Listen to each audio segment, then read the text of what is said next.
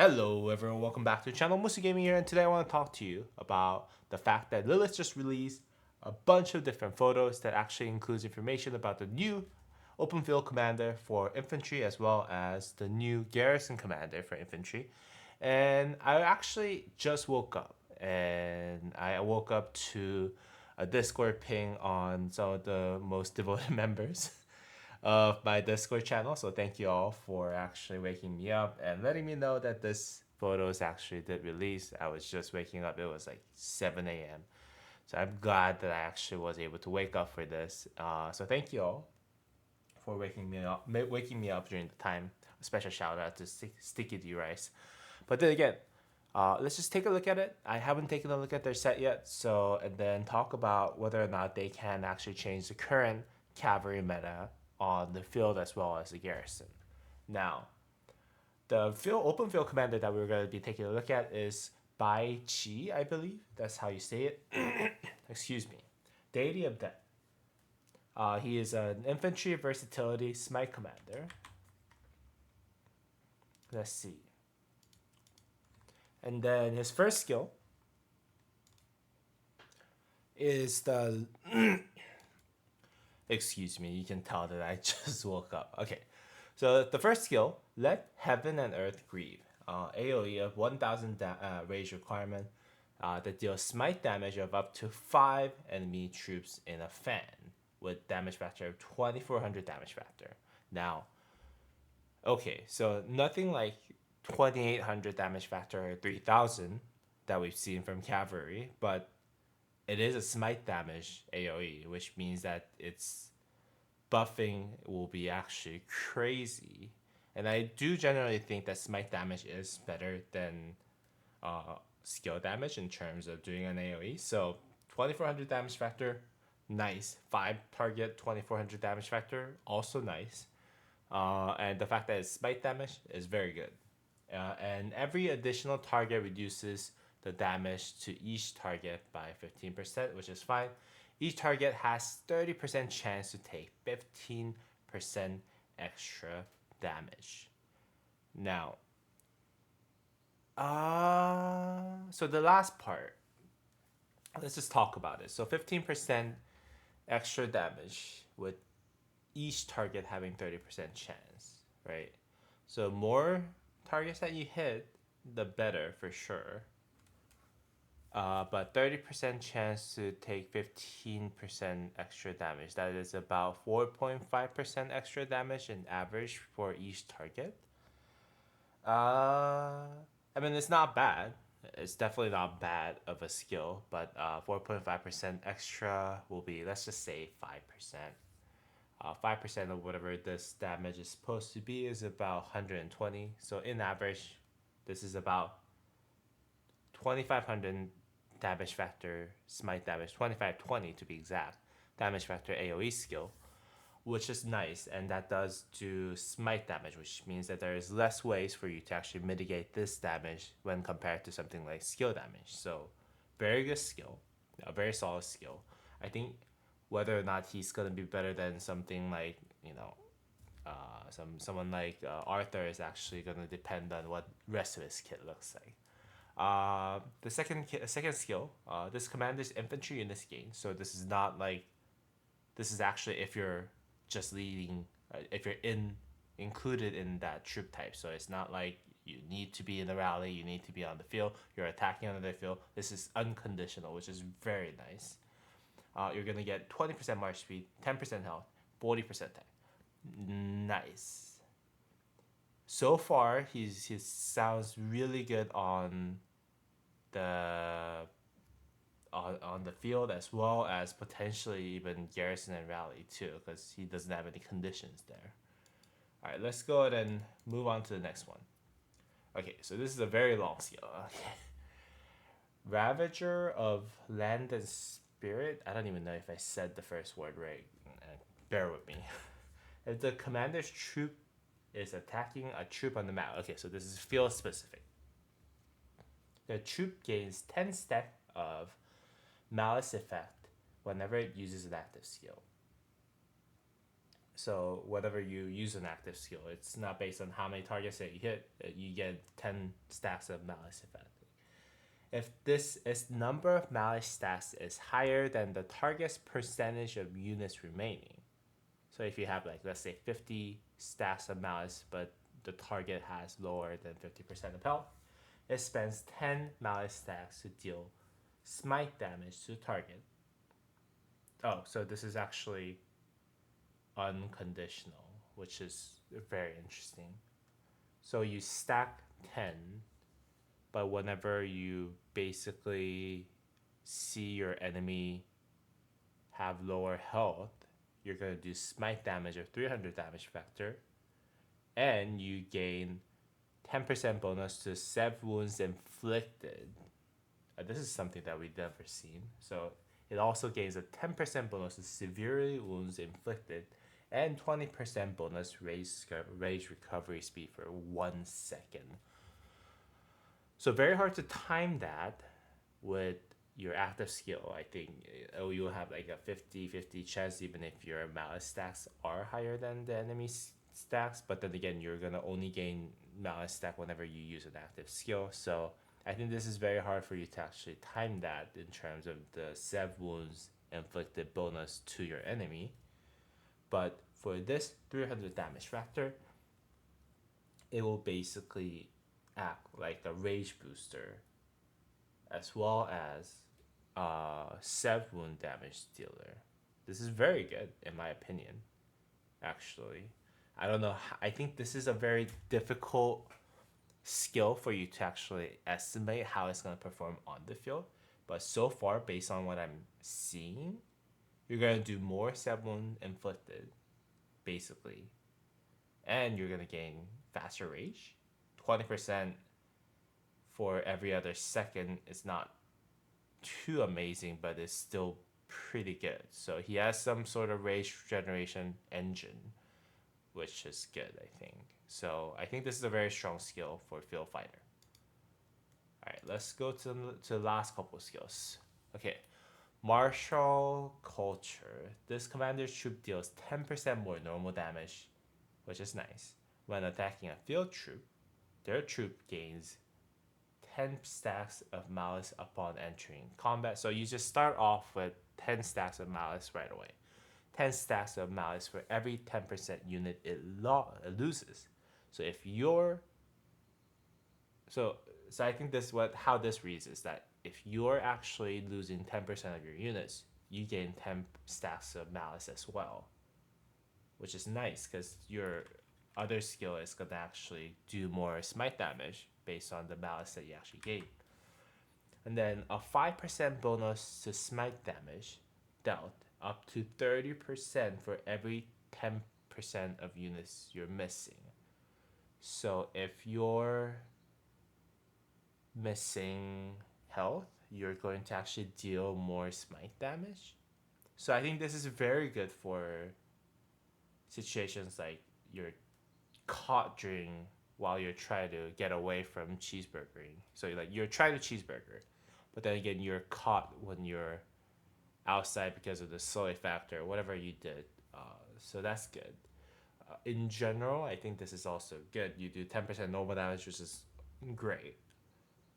Probably equivalent to 10% all damage. And then when attacking a field troop, you get 10 stacks of malice, and then you can cycle through your smite damage faster. And then 10 stacks of malice for every 10% unit losses. I'm not too sure about the last two part of this skill being too useful, because you're going to gain malice whenever you use an active skill anyways, and you're just going to deal 300 damage factor from the other skill. But 5% bonus to smite damage dealt for every 10% of the units that you're missing. So you're going to deal more damage as you go lower. But then again, if your unit capacity is already lower because you got hurt so bad, your damage is already going to be lower. So I think this is more of a mechanism to kind of keep your damage more stable when you're actually getting swarmed down by. But I think this is also another skill that's very hard to kind of judge at this moment.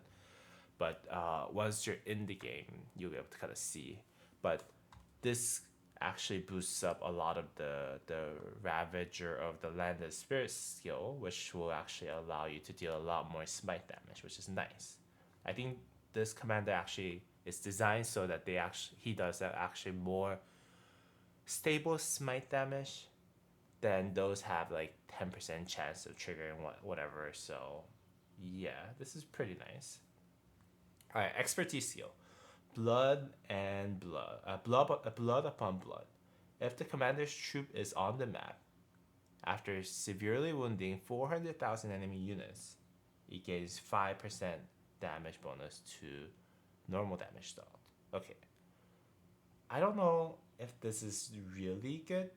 Like, it's very hard to utilize, I think, in my opinion, because if you're severely wounding enemy units for 400,000 units, that means you're on the field a long time.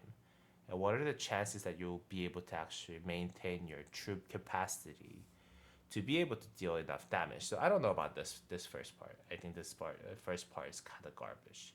Okay, and when reduced to 50% units remaining, it deals 60% more damage and takes 30% less damage for the next 6 seconds. Okay.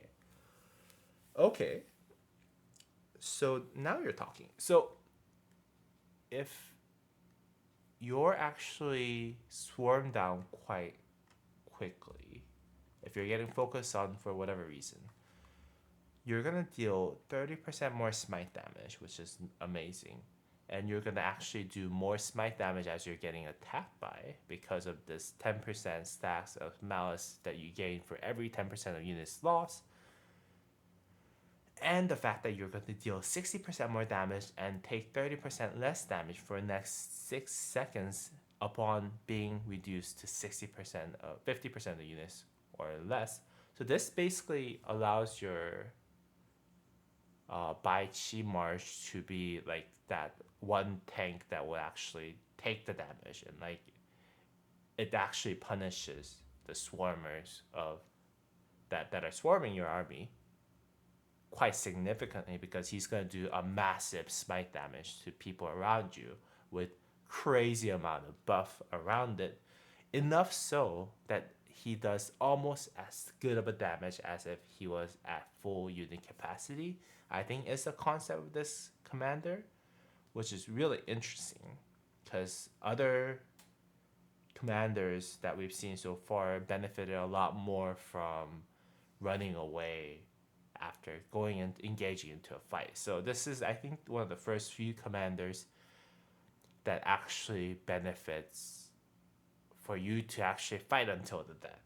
So kind of, which also kind of makes sense with whatever his subtitle is, Deity of Death, and all the skill names are just badass, but like blood upon blood, right?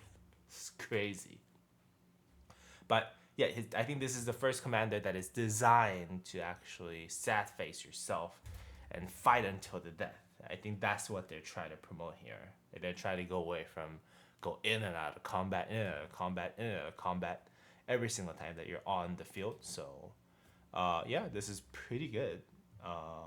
When reduced to 15% units remaining, it deals 100% more damage and takes 50% less damage for 6 seconds. Again, so it will be very hard for you to actually nuke down this commander very quickly, because it's going to take less damage as you go down to 50% and 15%, which is nice. This effect can trigger once per hour. It doesn't really matter, I think, this one, because like at 15%, at 50%, like, you know, you're basically fighting until death, or if you have any units remaining, you know, you're not going to try to trigger this again after healing yourself or whatever with like Richard or something. So I think that's what is preventing at the end. So very interesting concept, by the way. I think, is he gonna be meta? Yes, 100%. But is he good enough to replace? Is he good enough for basically being above Poe Arthur at this moment? I'm not too sure because he basically excels at fighting against 1v many, right? 1v 1v2, 1v3, 1v4, 1v5 situations where you're actually getting swarmed down. But no, you're gonna actually last a lot longer because of his expertise skill will actually allow you to stay on the combat a lot far much longer, and in the meantime, it's gonna punish all the swarmers, right? But if you don't focus this guy up, he's gonna do a massive smite damage on the field. So he's designed to be a pain in the butt for anyone who's open fielding against this guy, for sure.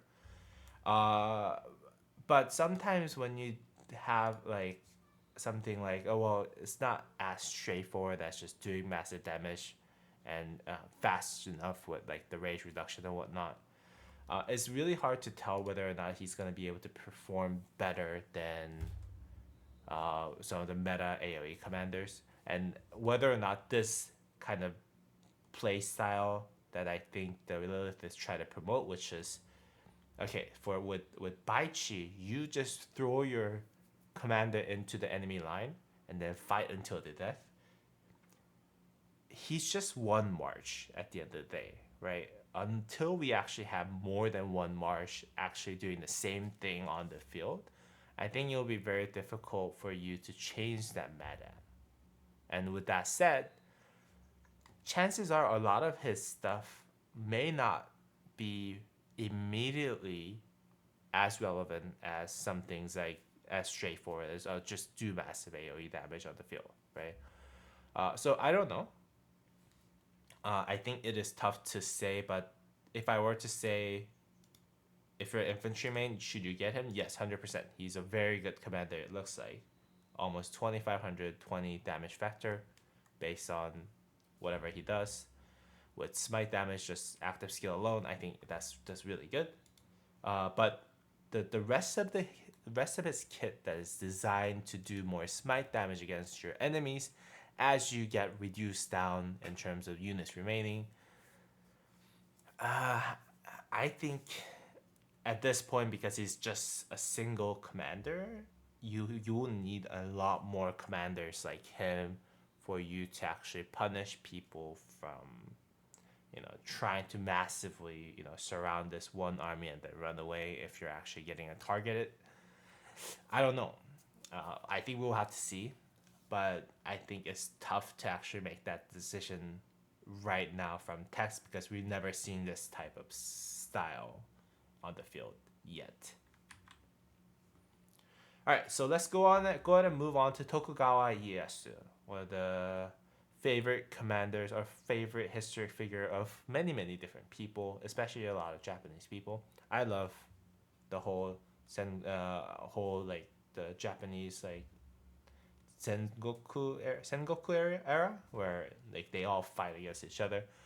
He's one of the people who actually at the end of the day actually takes on, basically conquers Japan at the end of the day. Very interesting personnel. Infantry garrison smite, so he's a smite garrison commander, which is nice. Let's go ahead and take a look at his kit. All right, so Niko Tosho. This is a expertise skill, it looks like. So let's just take a look at from the very beginning. So, active skill Aoi over Sekigahara. Okay, so single target damage. Target type single target damage. At a rage requirement of 1000, deals smite damage to a target troop of 2400 damage factor, which is nice. And reduce the defense by 10% for 3 seconds. I think they could have done a better job with the defense reduction there, like 15, 20, 30. 10% is whatever.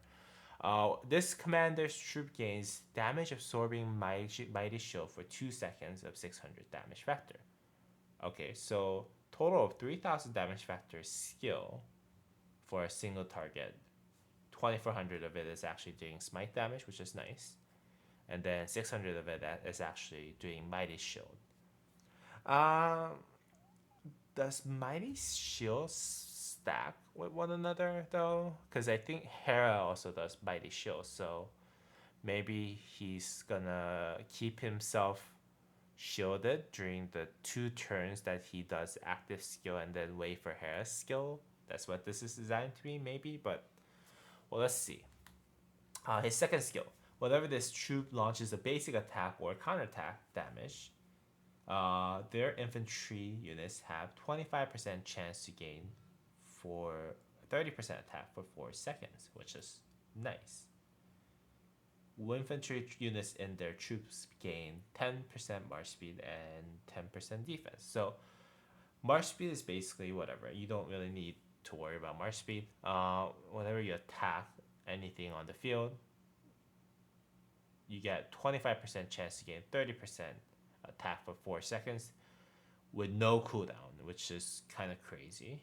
So whenever you attack something on the field, whenever you're rallying, whenever you're garrisoning, whenever you're field fighting, you actually have about 50% chance to gain 30% attack for 4 seconds. So you can actually have this on almost at all times, because what is expected is that basic attack and counter attack all applies on the same turn, which means that you have 50% chance, almost, just doing the napkin math, 50% chance to actually gain 30% attack for 4 seconds. That's going to basically stay on as long as you're counterattacking and basic attacking. So you're going to have this. This is basically equivalent to 30% attack bonus and then 10% defense. It's a shame that it doesn't stack at least twice, which I think would have been a lot cooler. But 30% attack, 10% defense. It is what it is. Let's just move on. It's not actually the best caliber that you can bring in today's garrison, in my opinion. But let's move on. Okay, if this commander is a garrison commander, whenever the troop receives a buff, it has 50% chance. Okay, so this actually goes well with the second skill, where you're gonna actually get a buff. But let's just go on and move on. Okay, so the third skill, if the commander is a garrison commander, whenever the garrison receives a buff, it has a 50% chance to gain a damage absorbing mighty shield for 3 seconds, cooldown of 7 seconds, with damage factor 1200. So this is designed, I think, for you to trigger this every single skill cycle, because this is going to trigger within 1 or 2 seconds every time that you're basically fighting against anything. And then whenever you see that buff, you're going to actually have 50% chance to gain a damage absorbing mighty shield, which basically will take about 2 turns for you to trigger. That means 2 to 4 seconds to trigger. So that means every skill cycle of like 10 to 13 seconds, you're going to actually have this 1200 damage factor mighty shield, which is actually pretty good. But given that this is a mighty shield, I don't know if he's the best pairing with something like Hera. Maybe she's meant to be paired with perhaps Gorgo. But yeah, let's just go ahead and take a look at his 4th skill. Siege of Osaka. Whenever this commander's troop launches a basic attack or counterattack, it has 15% chance, 30% if it has a shield, to deal smite damage up to 3 enemy troops in a fan with damage factor of 300. Every additional target reduces the damage by 15%. Okay, so 300 damage factor whenever you do basic attack or counterattack. So I think this is going to trigger probably very often, because you do a basic attack and a counterattack in a single turn, right? So that already is 30%. Now, if you have a shield, which I think, based on his kit, you're going to have a shield probably half of the time. You're going to have 30% chance. So you're going to basic attack, counterattack with that 30%. So you have 60% chance to deal smite damage up to 3 enemy targets in a fan. I'm glad that it has a cooldown though. Cooldown of 10 seconds. So every 10 seconds you're going to actually fire this off, is how I'm reading it. And you're going to basically, every 10 seconds you're going to do 300 damage factor extra, which is nice. Is that an expertise skill? Because it doesn't have any ranking skill level up here somewhere. But yeah, expert for an expertise skill, this is not bad. Basically, 300 damage factor yeah,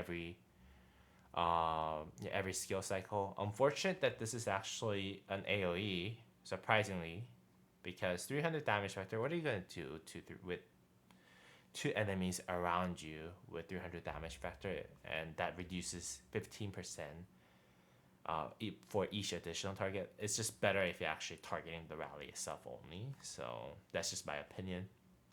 But all right, so good expertise skill, I guess.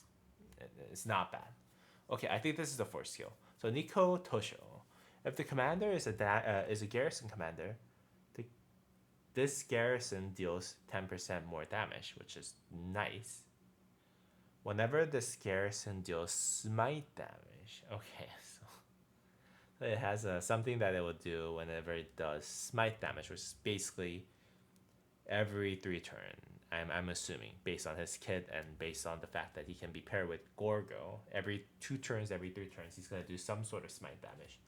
It has 25% chance to cleanse at least one of slow, poison, exhaustion, or normal damage buff. Okay, so he's basically gonna cleanse himself.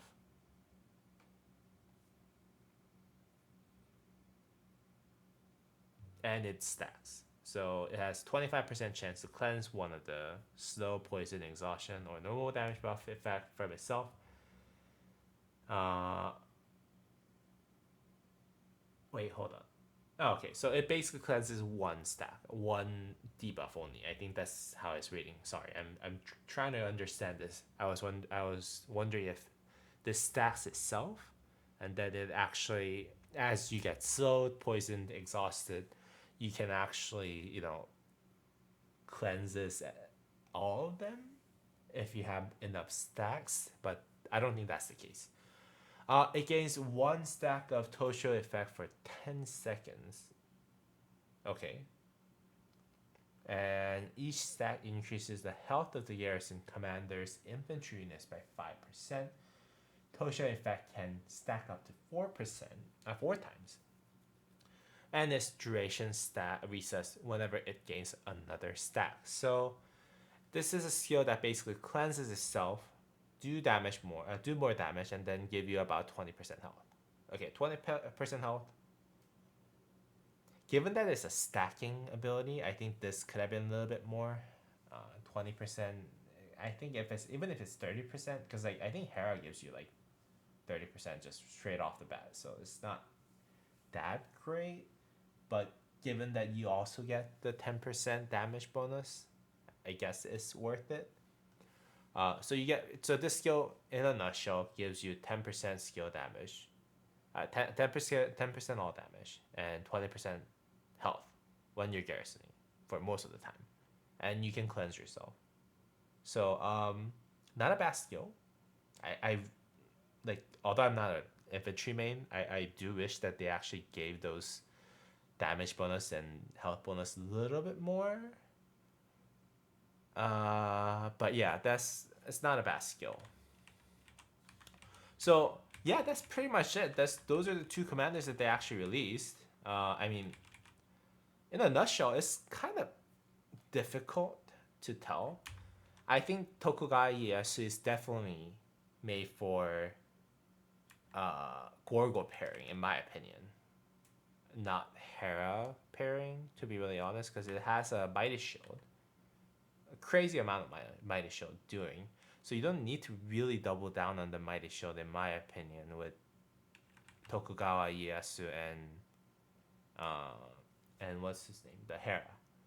But rather, I would just get Gorgo and Tokugawa Ieyasu, and then have a ton of smite damage dealt, while also providing the tankiness that it actually gets from his stuff. Now, is he better than Hera? It's tough to say though, because Hera gives a lot of counterattack damage and normal damage buff reduction. He does give a lot of shields, but he doesn't have any of those like great damage reductions and yeah, like normal damage reduction that Hera provides. And if you use him with Hera, I don't think the synergy is really there. So I think you have to use him with Gorgo. And given that it's a Gorgo, let's say it's a Gorgo Tokugawa Ieyasu, then you don't really get that much damage mitigation for going against Attila Subutai. So in all honesty, like I would really like to pump this commander up because if not, then I think Attila Subutai is gonna dominate the rally meta. But I don't really think that his kit is really strong enough to prevent the meta from ruling over Rise of Kingdoms at this point. I think, in all honesty. So, yeah, uh, yeah, kind of a mid commander to be really honest with you for infantry garrison spite. Yeah, I think Bai Chi's good. Whatever he does is a new concept. I think there's a potential that he could potentially be really great commander. Whether his mechanics will work with the current field meta, I'm not too sure. So I think he has about 50 chance of being the best open field commander in the game versus just being one of the S tier commanders in the game. But Tokugawa Ieyasu, if I were to be put on that jigsaw, the bomb necklace thing, and then be asked like, hey, like, is he gonna be the garrison meta now? I don't think so, to be really honest with you. And this is scary. That means that Attila Subutai meta is going to actually continue for a very long time. But yeah, what do you think? If you think otherwise, please let me know down in the comment down below. And consider subscribing to the channel because I'll be posting about those two commanders as soon as I get more releases of information about them. But yeah, very interesting releases, and they have other kind of optimization stuff that they're actually gonna add. So let's just actually go ahead and take a look at them. New Alliance gameplay, they're gonna have Alliance bosses, which is awesome. There's always good to have more stuff for you to play with alliances. And then caravan looting, which looks pretty interesting. This is kind of a new concept, I think. Both of them, and they look very interesting. It's something that you can actually enjoy with your alliance, which is nice. Crystal tech update. Okay, this is very interesting. Okay, so reduce crystal costs and greater customization. So they're gonna reduce the amount of crystal that you actually go in for each tier, which is actually really good.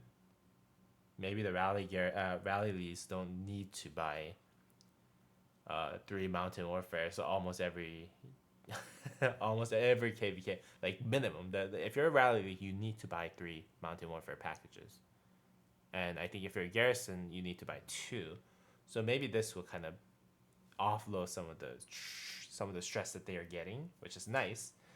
And pre-unlocked core text for faster progression. I don't know what that means. I think we need a little bit more detail on those. So, but like this is exciting. The fact that they're just reducing the crystal cost itself is a very good winner. So yeah, I think crystal tech is kind of unfair spending that the Rise of Kingdoms had to put us through because of the fact that they didn't have armaments back then when they actually developed this crystal tech kind of business model. They didn't have like armaments and stuff. So like really the only way for them to monetize off of an end game player is really through putting them on a subscription based system like this, where you're forced to spend a lot of money if you want to use the maximum stats of your invested marches. But the fact that they're reducing this crystal cost is great. We have to still see what that's going to turn out to be, but then again, I think this is good. And then pre-unlock Cortex, I think this can't be bad, right? So more optimization for Crystal Tech is really good. KVK ratings. So you're gonna get Lost Kingdom can earn ratings based on the number of kills. Okay, so more of a quality of life kind of stuff. All right, Supreme Strife awaits Valiant Warriors. So cross kingdom teams skill customization. What is this supposed to be? Huge resource refunds. Oh, this is more of a KVK kind of stuff, I guess. Or is this kind of different game mode? Not too sure what this is. Interesting though.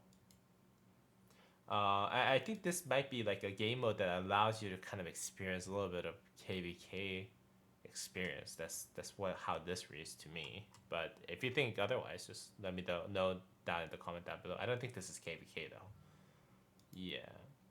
Okay, so power rating and visualization. Rating graph helps visualize kingdom power.